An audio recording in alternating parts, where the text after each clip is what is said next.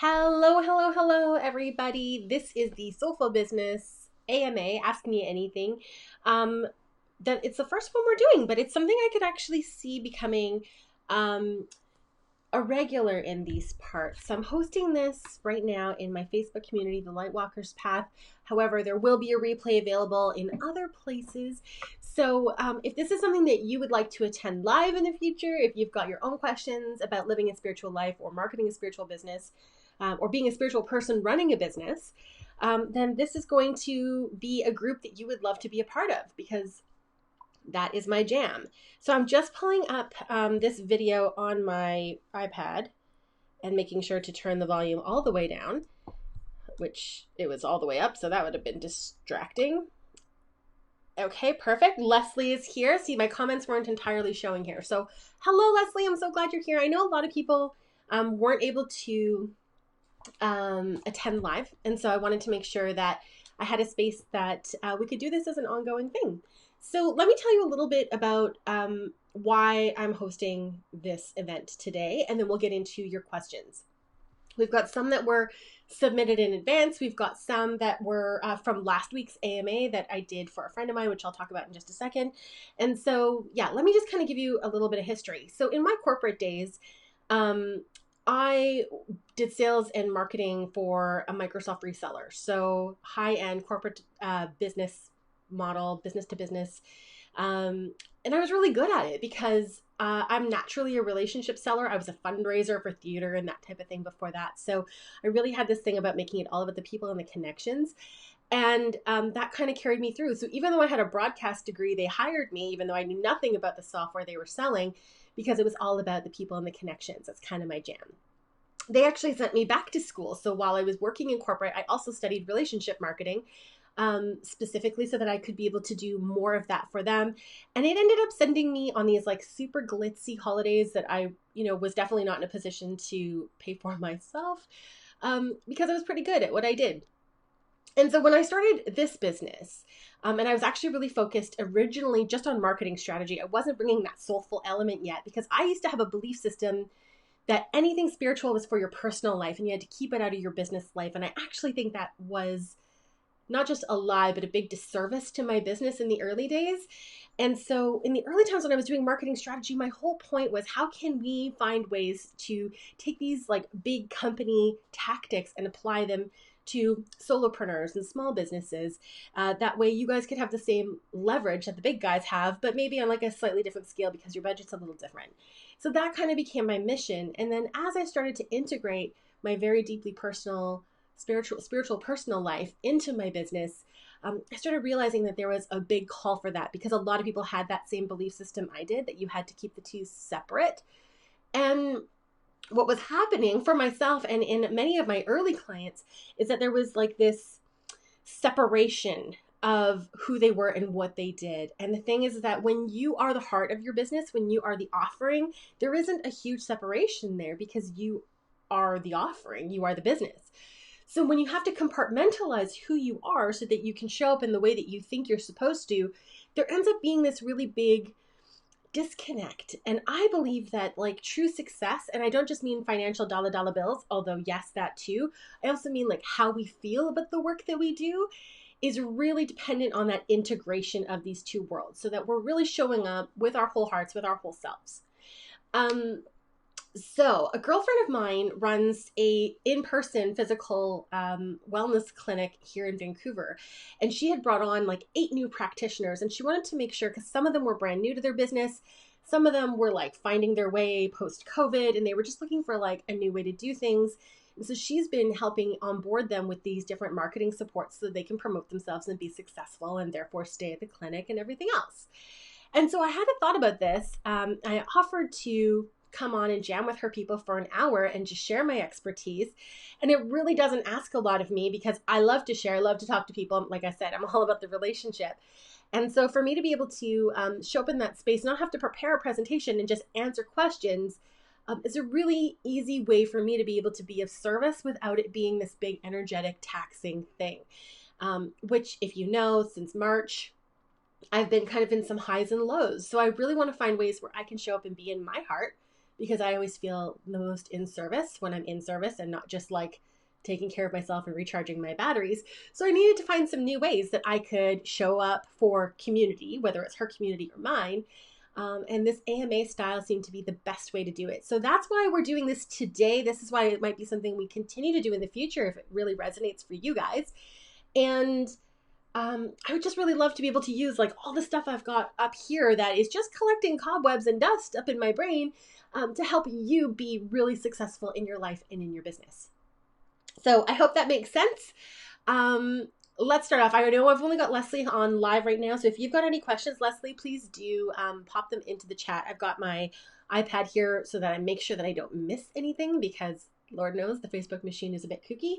And then I've also got some questions here from that were submitted in advance or that were part of last week's AMA. And I want to make sure that, you know, we use the time really effectively. So I'll give you a second here. Actually, what I'll do is I'm actually going to just answer one of these questions to kind of get things going. And then Leslie, if you have anything or if someone else jumps on and you have a question you'd like to submit, pop it in the chat. I will be keeping an eye there. And if you are watching this on the replay, obviously you won't be able to ask questions live. But if you want to join the community, you're welcome to answer or ask your questions there. And you'll get answers not just from me, but from other members of the community too. So here we go. Let's see what would be like a good one to start with. Let's start with this one because I like to talk about this a lot. How do I manage my energy with my clients? And like I said, I've been in some high and lows personally lately. So this is a topic that's always near and dear to my heart, but let's start with that. So the first part, particularly as helpers and healers, we tend to be empaths. And a lot of people talk about like the hard parts of empaths, but it's really a superpower. We have this capacity to feel with such depth and such richness that just isn't available to other people. But with that comes a need for discernment. So really having the ability to separate what we're feeling in terms of what is our own and what is somebody else's. That's something that takes a lot of time, a lot of practice, and a regular check-in with ourselves. And the reason that regular check-in is so important is we need to know what our own baseline is. We also need to do this regularly because our baseline is going to change. Depending on what's happening in our life, we're going to feel differently on like our neutral sort of level, right? So we need to know and have an awareness of like what that energy looks like for ourselves so that when we're feeling something that is other than that, we can say, has something happened that is like within me that is causing me to feel this energy imbalance, or have I taken on somebody else's stuff? I have like PDFs about energy management. This is like so important to me because I'm somebody who has suffered from burnout. I really feel like we need to be maintaining our vessel the same way that we brush our teeth and wash our face. It's super important. It needs to be part of our regular practice. So for me, there's so many different tools that you can use. But for me, like on my daily practice, I work with Archangel Michael, who is this beautiful sword of light, and I ask him to cut the cords that bind me to basically anything that isn't mine or anything that is holding me back from like my highest good. And so I actually do that before I go to bed every night. I would like to do it more often. I'm just not super disciplined except for in my bedtime energy routine. When I do that, I sever these cords. I call like the parts of me back that were like attached, and I send everything else to where it came. And I don't do that with any kind of malice. The point is that like that energy belongs somewhere and to someone else. And so I want them to be whole, healed, and complete as well. Another tool that I use a lot, you can actually see it kind of off in the corner of my little altar here, is Sage. So Sage was like my first energy clearing tool. I will definitely use it if I'm doing anything kind of ceremonial or ritualistic. But even if I'm going to be sitting down to just like connect with my altar, I also have like a little sprig of it there that I'll burn. And I'll just run it through my chakras and let it like clear. There have been studies done that actually show that there is a shift in, I think it's like the particles within our energy field or whatever, that do get cleared when we're working with Sage. You can also work with Palo Santo. And the other thing I really like that I use personally is a tool called Orasoma. What I love about this is Orasoma White, which is their clearing one. And as a spray, what's really beautiful about this is that when I've done events where I'm doing back-to-back readings, for instance, I'm able to do a little quick spritz and a clearing, and that way I know that not only is my energy clear and detached from that person who was just sitting with me, but I'm also not, the energies aren't murky when the next sitter comes in, so everything is really nice and clear. To go along with that too, drinking a lot of water is really great. I also really love doing, especially if I'm doing a lot of client work, having like a weekly ritual bath with Epsom salts and high quality lavender essential oil, which you would mix into the salts before you put it into the water. That way it actually dissolves in. That can be a really great way. And when you do that, you want to submerge everything, including the top of your head, because we want to make sure that everything is getting really cleared. And salt and lavender oil have a wonderful ability to clear our system, much in the same way that sage does. So you can set some beautiful intentions. You can kind of get nice and like juicy in there and really immerse yourself. And you don't have to do that every single day. But having it as being like a weekly ritual, for instance, or if you wanted to go even further, like make it like a full moon thing. So full moons are all about clearing and releasing. So you could use like have a full moon ritual bath where you're doing that and you're making sure that you're just having ongoing care of your energy body. Okay, let me just pull this up because Leslie wrote a long one. Okay, she says, I feel I'm on the verge of creating a new one-on-one individually designed session opportunity, perhaps ongoing, that will incorporate intuitive guidance, coaching, oracle angel cards, and energy healing. I'm starting Eden Energy Essentials, as I don't foresee restarting my 31-year home-based massage practice anytime soon, because she's in a red hot zone in the US. How do I best get the word out and test it out? Also, how do I get a better response to lead magnets? Okay, so the first thing is, let's actually start with the lead magnet, because that's actually a really great way to get the word out. So a bit of background about Leslie. She had an in-person like bodywork business for like 31 years, she said. And so she's one of these people, and I actually had this as one of the questions, so it's interesting this came in, about how you take your in-person business online. And a lot of times it does end up being a massive pivot in the way that Leslie has described of what she wants to do.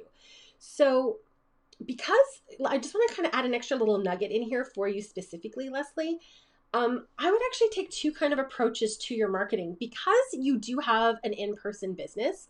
And when COVID eventually settles down, the hope would be that you'd be able to maintain that and go back to it.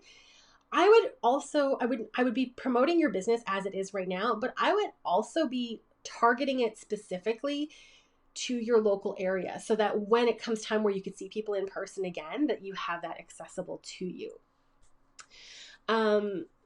So a big part of that is going to be Facebook ads. And there's two parts to that. The first part is you're going to want to make sure, if you've got a website, that you have a Facebook tracking pixel that is located on your site.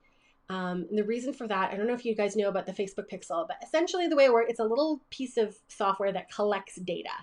And so when somebody comes to your website, Facebook remembers it. So if you think about any time you've gone to a website and then suddenly you start seeing ads targeting that exact same product, that's because you've been caught in the net of their Facebook pixel. And so they're able to then retarget you. And so you can be doing that when you're retargeting, you're able to say, I want people who have been to my website. I want people who are like the people who've been to my website, because Facebook knows everything about us. And you can even get specific about where you want to target, whether it's like your specific city or the US or wherever. In terms of your opt-in offer, you're going to want to find something that is, I'm trying to find a nice way to say this, but essentially desirable. And that takes sometimes a little bit of trial and error. Doing the downside to doing a live opt-in. So I think you said that you had like a 15-minute session, 15-minute card readings. Yeah. So the tricky part about that is that like 15 minutes is often enough for people to get the answers that they need. So there isn't a lot of incentive for them to actually book with you. The other downside is that because it's requiring of your time, you have the additional admin and hassle of having to schedule those appointments. You're having to use your time live and show up in that way. And so there's all these different things that are actually taking you away from doing things that could actually generate revenue in your new business. See what I mean? So you're going to want to have, sorry, I'm totally going to sneeze. Pardon me. Okay, you're going to want to find ways that are not actually asking anything of your time other than the initial time that you have to build it up front. The other part would be whenever you are creating whatever that opt-in offer is, particularly if it's a video or if it's a PDF, you're going to want to be within the content of that, sprinkling the fact that they can do this with you one-on-one in a more deep way. So you want them to have kind of like a superficial win. Like you definitely want them to have some kind of a win when they've received whatever the free offer is that you've created. But then you want to let them know that this is just scratching the surface, but if they want to go deeper, then they've got to do that with you. So I know I don't know a lot about the game that you have, but you could do something where if there's something that they can do in relation to the game or whatever, then you could talk about it in that way. You could invite them, even if you were to do like, they could enter to win a free reading with you. They could enter to win a session with a free game. And in fact, you could invite several people and like host a free game where all the players are there for free, but that they have, it was like to enter to win, they had to actually sign up to your list. But some of this is a lot of trial and error. I know in my early days, like my big focus was, I'll just give them this meditation, but the meditation didn't have the ability to get them to come back to me. Like I really formulated my business in the early days to give away all of my skills and not get people to hire me. And so I don't encourage you to do that. So Facebook ads is a really great way. Incentivizing them with like a juicy opt-in offer is a good way. And I really do encourage you guys to be focusing on your list building instead of on your social media following. Ideally, you're doing both. But the list building is so important because if your Facebook account gets shut down or if Instagram closes tomorrow, how are you going to connect with your people? You need to have a list. You need to have something that is entirely within your control. So I hope that answers that question. Sorry. Thank you for the bless you. I had crazy allergies this summer. It's been just bananas. Okay. So let me know if that made sense or if there's anything that you wanted me to cover a little bit more in depth. I'm hoping that was clear. This is where like working with a coach, and I don't just mean me, like whoever has the ability to help you get really specific and granular about your business and say, okay, this is what you do and this is how you can apply this strategy, as opposed to like an AMA is a bit general. And so I'm trying to be thorough, but I also want to be clear that like someone who knows your business can give you a much more complete answer as well. Okay, awesome. You said yes. Awesome. Okay. I see that we've got someone else on here live. It's not telling me who that is, but if you have any questions, you can submit them into the comments. I'm keeping an eye on my iPad so that I don't miss anything with the kooky Facebook algorithm. Clear. Perfect. Okay. Okay, so we've got those two done. Let's talk about tools for confidence. Okay, so a lot of people, and particularly in the early days of building their businesses, and especially when we're empaths, we're like a little bit thinner skinned than other people, right? We're sensitive. We feel everything really deeply. And so putting ourselves out there is this really vulnerable task. And in a lot of cases, what I will witness is people say, oh, I just need to finish this thing on my website. Oh, I just need to tweak my branding this one more time. Oh, and they start coming up with all these excuses of why they're not just showing up and putting themselves out there. And at the end of the day, it's not that they don't believe in what they do or they don't think they're great.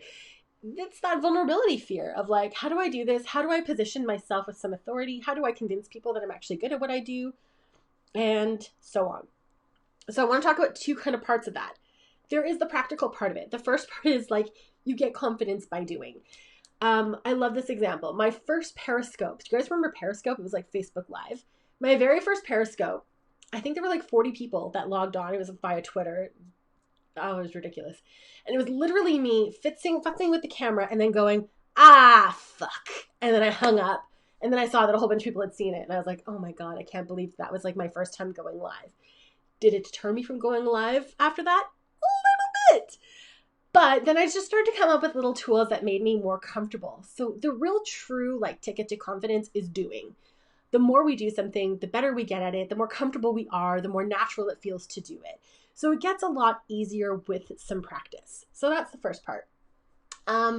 The second part is to put some things in place that are going to help you feel confident. So if we're talking about video, for me, I like to sometimes have just a couple of bullets down. So like even today, I've got like the questions that came in and the stuff from last week's AMA. So I've got a whole bunch of topics here and I know that I'm not going to get stuck and not know what to talk about.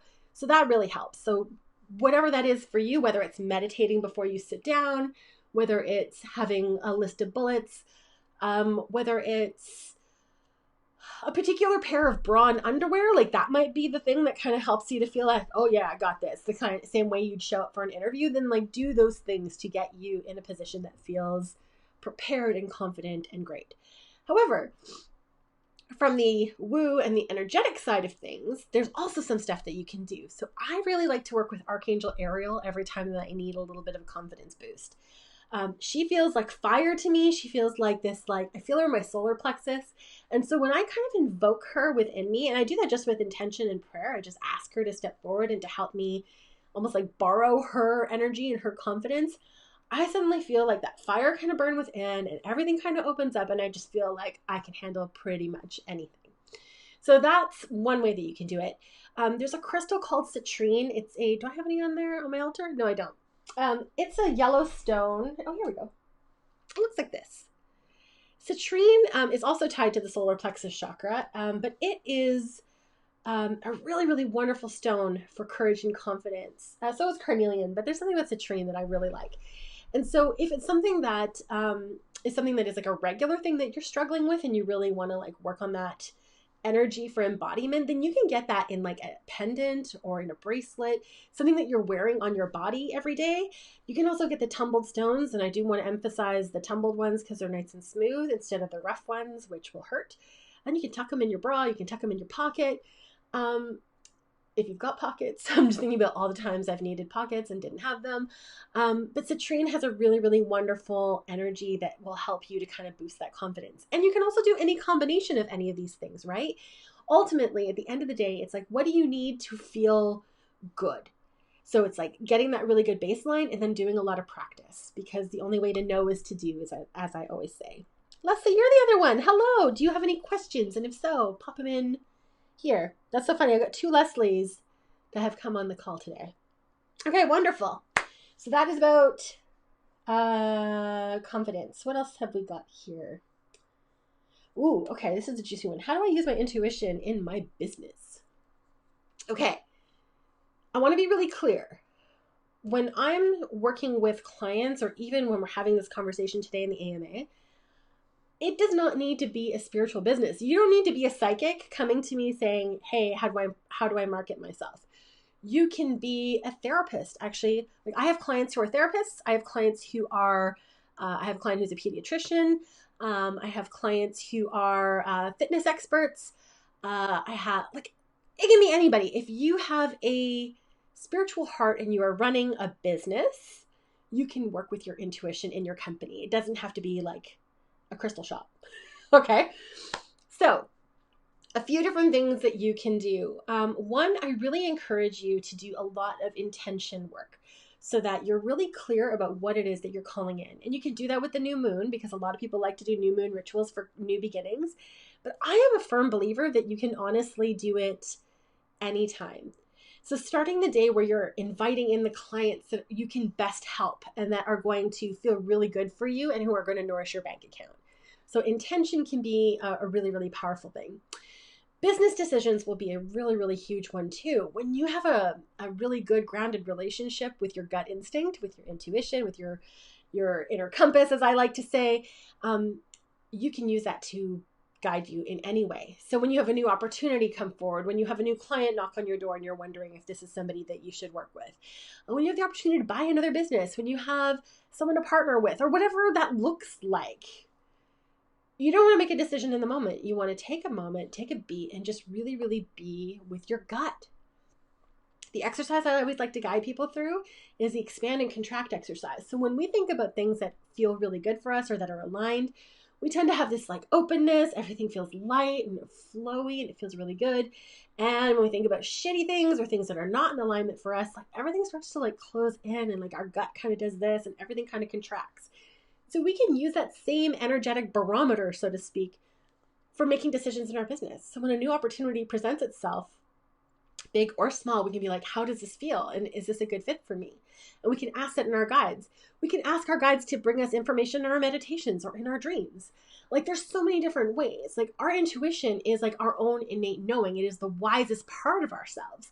So the combination of like just our own innate knowing, and then anything that we're able to glean in from our angels and guides through our clairs, or through working with an oracle deck or with bibliomancy or whatever tool it is that you want to use, that combination of all of those things is a way of really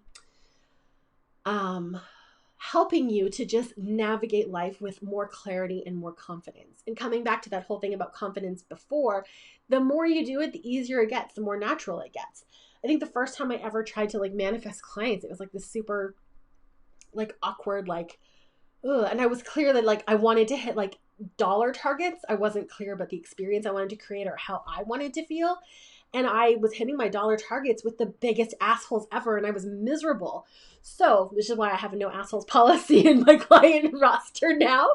But this is the kind of thing. It's why we need to bring our intuition into all of our regular decisions, big or small. And frankly, this extends way beyond your business. You should be doing this when you have the opportunity to date somebody new, or if you're going to buy a house, or like whatever it is. We are presented with things all the time. You hear those stories about people who have their regular route that they take to drive to work, and then one day they just have this pull to take another route, and it turns out there was like some kind of disaster or an accident or whatever that happened on their normal route, and it was just they followed that intuition and they bypassed that chaos, right? So we need to use that. We need to listen to it, and the more you do, the more natural it's going to be, and the easier it's going to be for you to trust, because sometimes the guidance we receive goes against what we want to do. And it's really important that we can move forward in faith, even if faith is uncomfortable, even if it is less fun, even if it sounds boring. Like, we really need to build that trust so that when we are getting the answers we want to hear, we know that they were also the right answers, right? So it all comes from like getting and honoring that intuition and then taking the action that's aligned to it. Okay. Does anyone who is on live right now, do you guys have anything else, or should I keep going with my little like notepad of wisdom over here? There's a tiny little lag. I'm only halfway through my coffee, so I'm going to just like get some more of that going while I give you guys a second to send something in.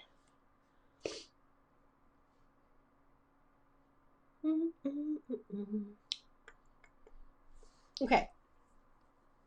I'm just going to keep going. And feel free to pop something in while I'm rambling, and I will come to it as soon as I'm finished that one train of thought. Oh, I just heard something else come through. Keep going, please. Okay, let's do it. Okay, where can we go? Here's one I get a lot. Do I brand under my own name, or do I brand under a company name? Part of the reason I get this is because helpers and healers, again, because of that vulnerability part and the whole like, here's my offering, please love it. We like to hide a little bit, and hiding behind a company name is a way that we can do that. It feels less exposed. It feels less vulnerable. And as someone who started her first company under the name Pampered Goddess, because I had an aromatherapy business, I get it. Here's what I can tell you though. When I was promoting Pampered Goddess and I had to keep talking as a third party entity, like I had to talk about as the business as opposed to Serena, the person behind the business, it felt really hard to be in my heart and promote from that way. It also felt really hard for me to make personal connections with people because there always felt like there was that bit of separation as Serena versus Pampered Goddess. Like, especially because it wasn't like I wasn't Serena the Pampered Goddess. It was always like that separation. Pampered Goddess was the business. I was the person. So it was really, really hard to be able to bridge that gap. But here is the thing. In my vision, Pampered Goddess was always going to be bigger than what it turned out to be. I could see like a warehouse. I could see a big staff. I could see something almost like Lush, that it was like a big operation that could be global, and that it was done in this way. So because the end game, I wasn't going to be the only person involved in the business, and the end game could have been me selling it at some point, it was important to brand under a company name. So that whole we this, we that, because I was talking about it as the company, it felt artificial because there wasn't a we, it was just a me. But if I'd had a team of like 50 people, then yeah, we would have felt like a natural thing, because the whole point would be like hiring people who shared that same vision, who had that collective intention. And so it would have been a lot more natural. But so long as you're a solopreneur, marketing as a business is a bit awkward. Now, if your end game is to sell your business, so if you are not the sole offering, so like let's say you were a web designer, a web designer could sell their company to somebody else. A web designer could have a team of people working under them. They are not the service. They're like the service provider. Like it's not them, or it's not exclusive to them. In that case, marketing as a business is actually a really, really great way to do it, because you do have that separation, which means that you have the flexibility to do whatever you want with the company at the end of the day, whether that's sell it off or bring on new people or whatever. However, when you are 100% always going to be the offering, so if you are a photographer who doesn't have a team, you are like the only one. If you are a coach and you don't have a team, you are the only one. If you are a healer, if you are a massage therapist or whatever, then you really want to be, where possible, and I'll come back to this where possible in one second, you really want to be marketing under your name, because you are the offering. You are the brand. There isn't a separation between you and them. Now, there are people who are hiding from abusive ex-lovers. There are people who it's just not safe for them to show up as themselves. That's when you want to start thinking about maybe working under a business name, or you'll see a lot of people who will use like their first and middle names and things like that to be able to create not anonymity, but definitely some separation. So it's not quite so easy to just do a Google search and find out where you are. So from a safety perspective, if it's a matter of doing it or not doing it, then like, please, like, safety fucking first. Let's take care of you, right? But in general, if you are the only one in the business, if you are the offering, it should be marketed under you, and it's going to feel so much more genuine and so much more authentic. Now, if that gives you the wiggins, and if you're like, yeah, but, and you start finding ways to justify or to find out how I'm wrong, because you really want to market under a business name, even though you're the solopreneur, even though you're the only person that will ever be a part of your business, and you're trying to justify it, here is like the complete truth. If it is the difference between promoting your business or starting a business and not promoting a business or starting a business because you're worried about the name, then use the company name. Like, don't let that be an obstacle for you. But if we're talking about best practices, if we're talking about what is in the most aligned way, and if we're talking about what you're willing to grow and stretch into, if you are the offering, it should, in 99% of cases, be your name. I hope that makes sense. I took a peek. There are no more questions, so I'm going to keep on going. Okay. This is a fun one. What are the must-have tools? So I think they asked me for 3 last week on the AMA, and I was like, oh. Okay. I don't remember what I said, so I'm going to just do this from the start. The first one is going to be a scheduler, an automatic scheduler. You don't have to have it publicly available where it's a free-for-all where people can get on your calendar. In fact, I would encourage you not to do that. But you will save yourself so much time, particularly if you're dealing with more than one time zone. If someone gives you money for a session and you give them a booking link, or you give them a booking link and they buy the session via that, where it takes the payment and whatever, you will save yourself so much back and forth or missed appointments because someone got the time zone conversion incorrect. An automatic scheduler is so big. Now, for people who do free calls, like a compatibility call or whatever from the get-go, I actually do not recommend that you just have a button where someone can book a free call, even though that seems like an intuitive thing, because here's the thing. That's what I used to have. And I also didn't have my prices on my website. So people didn't know if they could afford me or not, but they liked my vibe. And so they would book these free calls, and I would give them a half an hour or an hour of my time. We'd go through all these things and solve their problems and how we could work together. And then I would tell them what my price was. And this was particularly, it sounds so brutal, but in my early days where I was like charging like way too low. and they still couldn't afford it. So put your prices on your website. I'm like a really, really firm believer in that. And like the people who kind of have, don't fuck around, just be transparent. Put your prices on your website and make them apply for a compatibility call.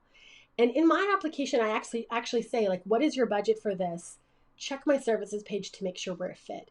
Because I want to know that, like, the person who's going to get on the call, that they've actually vetted me and that they know that not just what I can provide for them, but what it costs for me to provide that, and that it's within their budget so that we can work together. Because otherwise, I'm not going to get on a call with them. Like, why would I waste an hour of my time just to be generous when I can do that on my podcast? I can do that in my Facebook group, or I can do that in an AMA like this.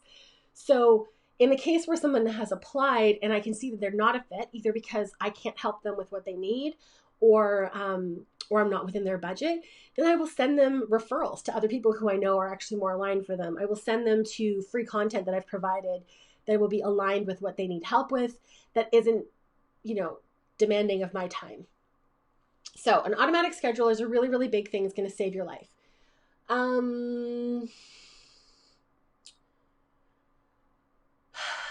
don't think I said this last time, but I'm going to throw it in this time. A social media scheduler. If social media is a big part of your marketing strategy, I don't want you sitting down and creating content every day. That's just time you don't have. It's time that can be in service of your business and making you money. And you can batch it. You can sit down and you're so much, because when we context shift, if we are like changing and multitasking and jumping from task to task, we are not as effective as we can be if we just block out a chunk of time to do one task and just get it done. So if you add up what you spend on an Instagram post, like for me, I'm really bad for this. When I don't batch my Instagram, I screw myself because I write long form posts and I usually write them in the shower because like I sit in the bottom of the shower before I actually do any showering and I meditate and something comes through. And then I sit there and I type up this long ass post when I'm supposed to be meditating, first of all. And second of all, it takes a super long time because I'm typing it with my thumbs when I could be typing it with my hands. And I type like 100 and something words a minute. So when I am actually like planning ahead and gifting myself some friggin' structure in my schedule, I batch my content and I can write out all my posts and I schedule everything. And the super fun part of that for spiritual people like us is you also end up almost like, it becomes like an oracle. And so you end up scheduling things that you need to hear on the day that you post them. It's kind of a funny little phenomenon that I've noticed. But so a scheduler for your social media, depending on what platform you're on, that scheduler will change. An automatic scheduler for your calendar, even if you want to have some control about who can get on there. And the third thing, what would I say as a third for? I don't remember what I said for the third one, but I will say this. I am so grateful for the portability of Google Docs. I haven't worked with Microsoft Office for I don't know how many years now. And I used to sell Microsoft accounting software. So I was like diehard, drunk the Kool-Aid, like Microsoft girl for a long time. Switching to Google Docs means that no matter what device I'm on, including my phone, I have access to my content. I can be, whether I'm drafting my social posts, whether I'm working on my book, whether I'm developing contracts for clients, whether I'm like, it's really just the flexibility to do it from anywhere, including offline. That has made my life a lot easier because I'm not someone who just sits at my desk. I'm someone who works when I travel. I'm someone who will work from the couch. I like to be in coffee shops when it's not COVID season, all these different things, right? So I need to be able to have that kind of portability and just make my life a lot easier. And something like Google Docs has been really, really good for that. The entire Google Suite, to be honest, because I do my customer surveys through Google Forms. I use Google Drive instead of Dropbox for all of my storage. I use like their whole suite. So the email, the sheets, the whatever. And I do even my business email. And I want to talk about business email because I didn't make this on the list, but I'm a bit of a snob about this. Don't use your Gmail, friends. It is $5 a month to use your domains, like your domain for your email. When I see someone using a Gmail or a Hotmail or a whatever, like I know that functionally it's the same, but there is a snobbery in me that says this person isn't taking their business super seriously. So I'll give you an example. I've got super bad carpal tunnel And when I got my first diagnosis, I got it done at the hospital. It was like a teaching program. So there was a student there, which made me automatically skeptical, but that's just because I'm paranoid. Top of the line, everything, super luxe, whatever. But because I'm a bit of a whatever, I needed a second opinion. So they sent me to a second neurologist. This guy had like ghetto website, ghetto whatever. And like I think he had like a Yahoo email address. Even like the technology in his office was like this little crappy rolling cart with these like shitty electrodes that like couldn't even hold onto my hands. And when they would fall off, he wouldn't just like put on a new electrode. He would like try to make the tape stick. Like it was just such a cheaper experience, especially coming from like top of the line research, everything of the other neurology office. It made me regret asking for a second opinion too. And I judged him and I judged the information he gave me. And when he recommended me to a surgeon, I did not trust, not in the same way that I did from getting a diagnosis I didn't want to have, but because everything about this guy said to me was amateur, not invested. And I know that that's snobby. I know that I'm expecting like Joe Blow with his private clinic to have the same kind of access as a hospital. Like I'm not saying that, but the experience of his bad website, his cheap email address, his folding chairs, and his little wheelie cart, and the fact that he wouldn't just like put the friggin' sticky back on with a new sticky, like these things just made me say, you're a hack. And when we are in a position of trust, when we are a helper or a healer, that trust element is the difference between investing our money or not. If this was a private person that I was paying, as opposed to it being like government funded, because yay, Canadian healthcare, I would have walked out of that office. Like I would have been like, no, we are not coming back here. So I know this is like a bit of a rant here, but when it comes to your email address, like give Google $5 a month for G Suite. Like it's not the end of the world. And it really is going to just step up your game in terms of your professionalism. And it just creates an immediate, like, this is a serious person. This is a serious business. The other part of it is when you're using like an emailer, which I guess would have also been one of my necessary tools. So I work with ConvertKit. People use MailChimp or MadMimi or whatever. There's a whole bunch of them. But when you're using that and you're using a Gmail or any of the free email accounts, you're way more likely to be flagged as spam than you are if you are a legit domain. So that is my rant about that. Okay, taking a peek in the comments. There are no new questions, so I guess I'll just keep going. I've got an hour here, folks, so use me, honestly. Like if there's something you want to know, or if you disagree with me and you want me to elaborate, whatever, then just say so. Otherwise, I'm going to just keep telling you all these random things that I think will help you. Okay, what do I do when I hate social media? This was a good one. Okay, here is the reality. The majority of business is taking place online these days, where we are finding even the people that we're seeing in person, we're finding them online in most cases. It doesn't mean that it's the only way that you can get business, but it is the main way that people are getting business. And so you have two choices. If being able to, if there was one person who is like totally morally opposed to social media, I would say like, then you need to not be on social media. Like that is really what it comes down to. If it goes against your ethics and your integrity, whatever that is, like let's say you're an environmentalist and you don't want to be using anything in paper because it goes against your values, then don't do that, right? Like your values and your integrity are number one. So if you hate social media and it goes against like your every essence of being, then what you're doing is you're focusing on networking, you're focusing on referrals, you're focusing on like really doing a lot of relationship selling so that you're getting clients from other ways. You can also have like a really solid SEO strategy on your website, which will get people to come in.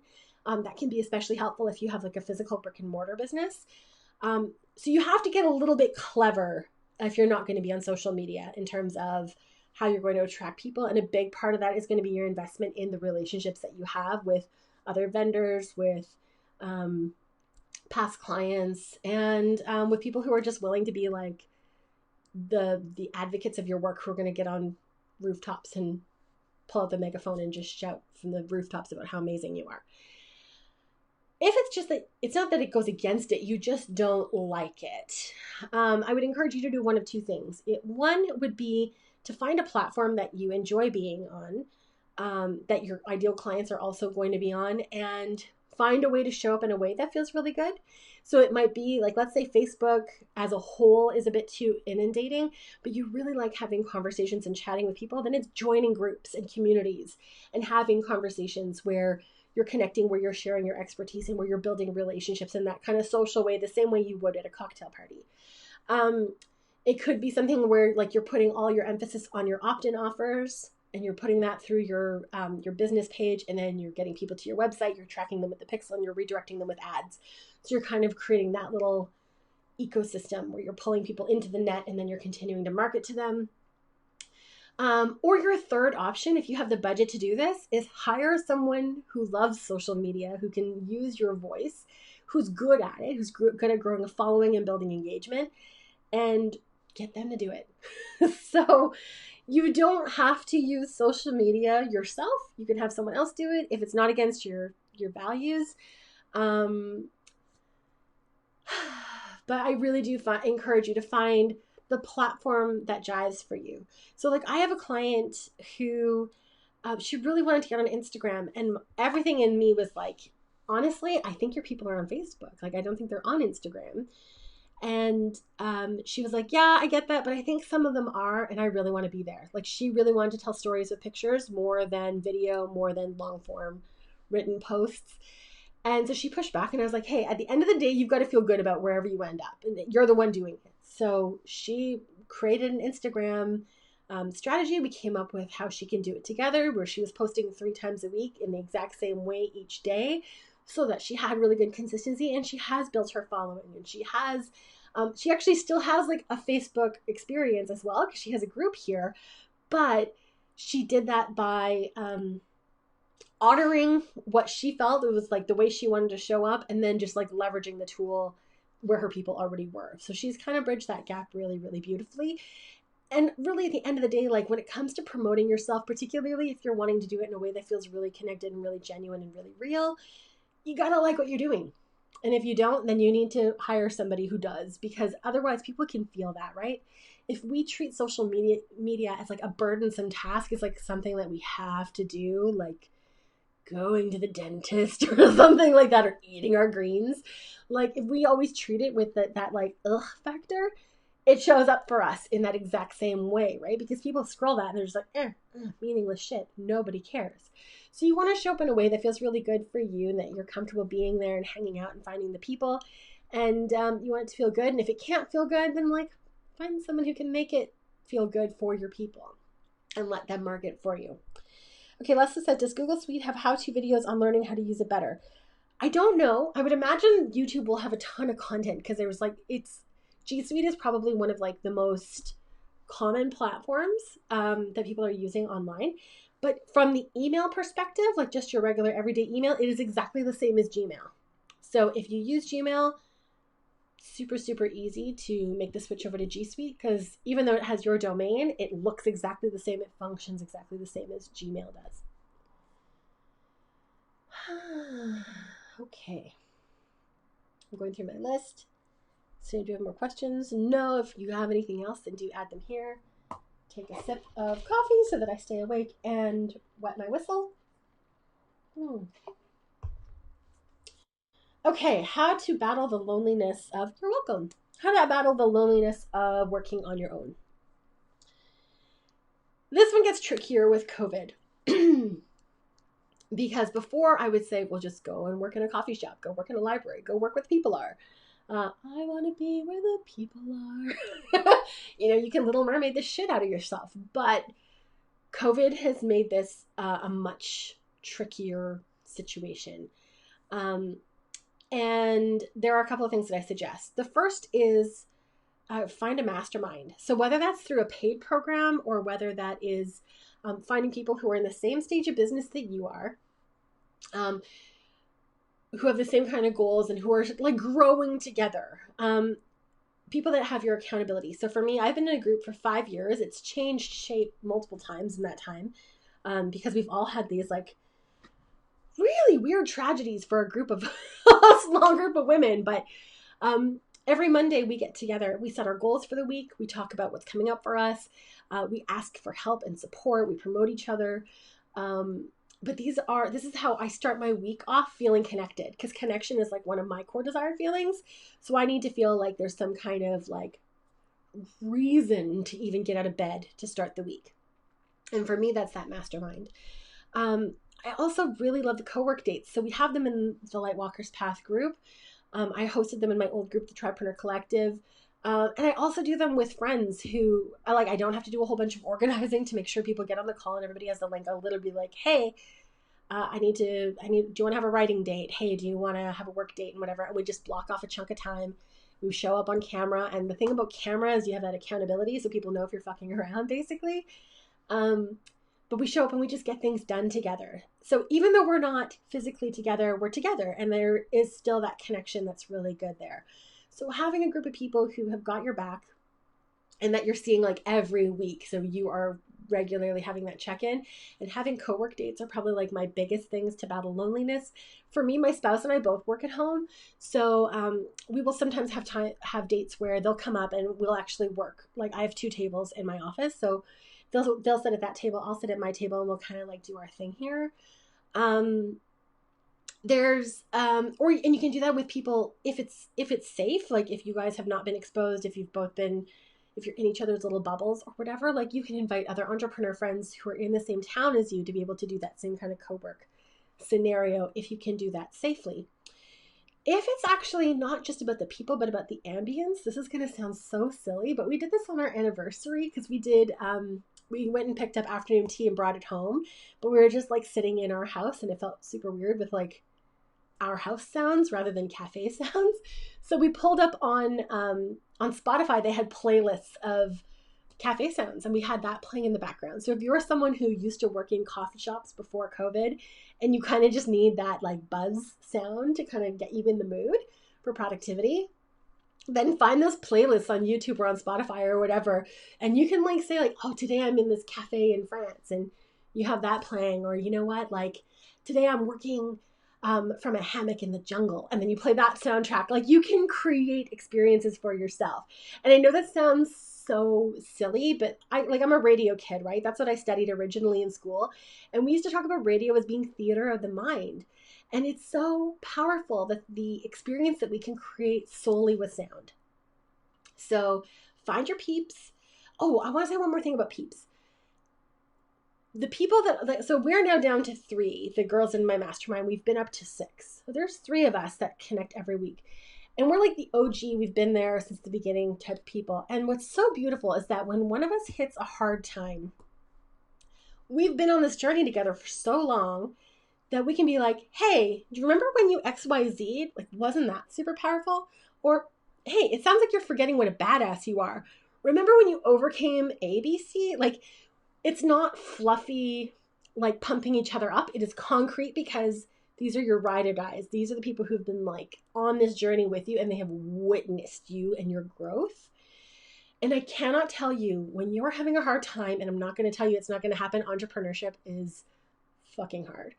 But when you're in that space, having someone who's been on the road with you, someone who's not your spouse, because they have their own bias and their own opinions, and they have a vested interest in you doing well because it's like money for the household or whatever. I'm talking about like someone who's on the outside, but who has witnessed the entire journey, who can remind you of the powerhouse that you are.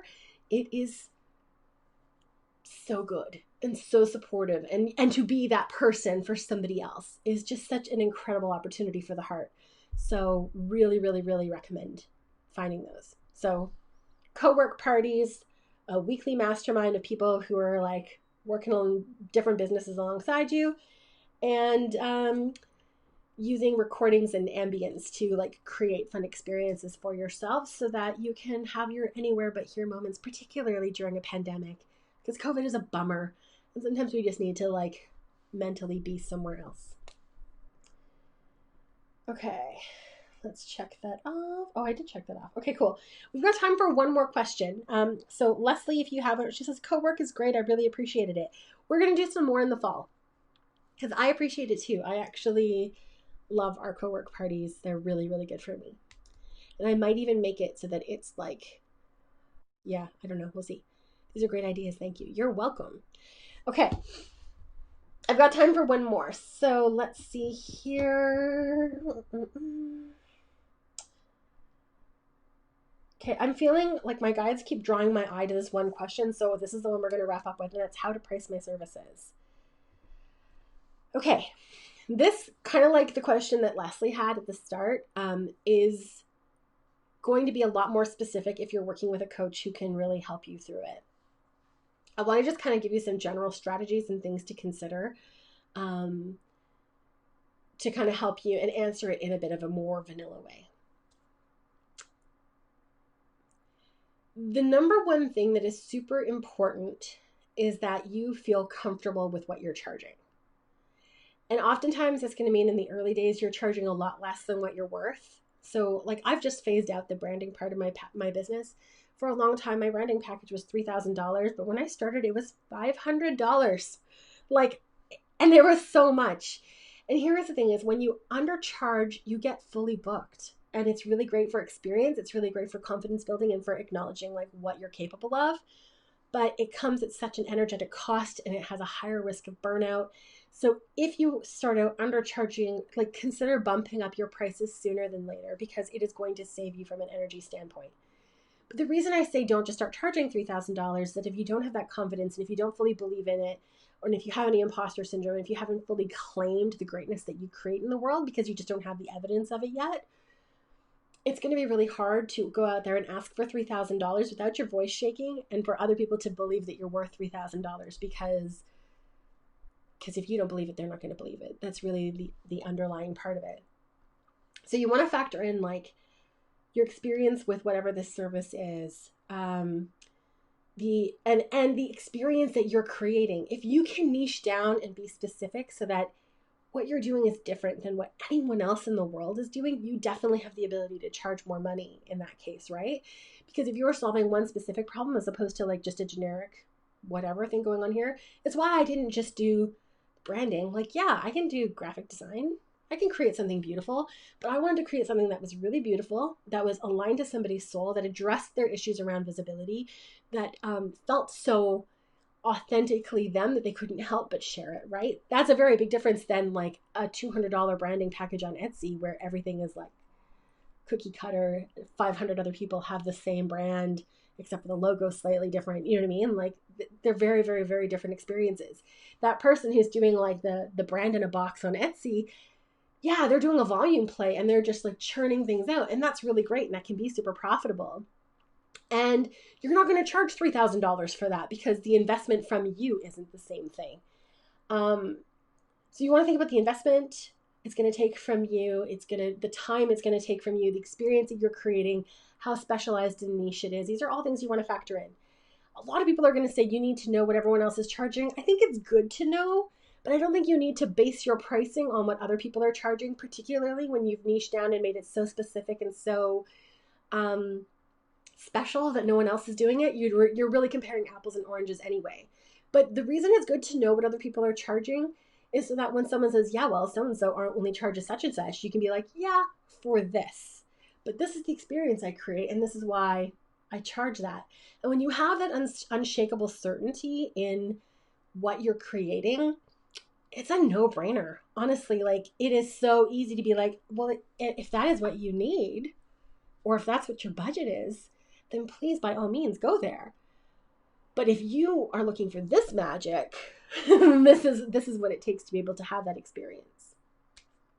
And it's not something that most people open the gate and start charging what they're worth. I would say like, I actually don't know anyone who has ever opened the gate and just automatically charged what they're worth. Most people undercharge at first, but it's good for building confidence. It's good for getting testimonials. But if you start finding out that you are burning out, it usually means that there isn't an even energy exchange between what you're giving and what you've received in exchange for that. So you really want to be mindful of that and use that as your governing force. When you're thinking about raising your rates, I always like to use that same gut test that we talked about before. So I say, okay, great. So my branding package was $500. How would it feel with what I'm creating right now to charge $1,000 for it? And then if it contracts it means one of two things. Either that feels too high, or it's that it's still too low. So then I'll say, what about $1,500? Or sometimes you can do smaller increments, of course, but I'll use that same expand, contract until I find what like my next degree of comfort is in terms of pricing. And then I'll start to charge that, and I'll get comfortable with that, and I'll get more clients, and I'll start to experience what it feels like to work at that capacity. And then I'm going to do that gut check again. Like, I really encourage you to do that gut check like twice a year, where you sit down and say like, okay, do my rates feel comfortable? If not, how high am I willing to go, and let the energy guide you? Okay. That is our hour, my love. Whew, we did it. So if you're catching this on the replay, then like jump in the comments, let me know what you thought. And join the Facebook group. If you're not already a member of the Lightwalkers Path, since this replay is going to be available in other places, I highly encourage you to come and join us here, because we're going to be doing these live events where you can submit your own questions, and where you can connect with other people who could be in your masterminds, or who could have experience to share with you about what it means to be a spiritual person running a business, or just living a spiritual life in general, God forbid. Okay. So helpful. Thanks. Well, I'm so glad you found it helpful. I'm really glad you're here with me today too, Leslie. So that is it for now. And if this is something that you guys want to explore further, my website's right there on the screen. So you know where to find me. We can jam, and we'll go from there. Mwah. Okay. Take really good care, everybody. Bye-bye.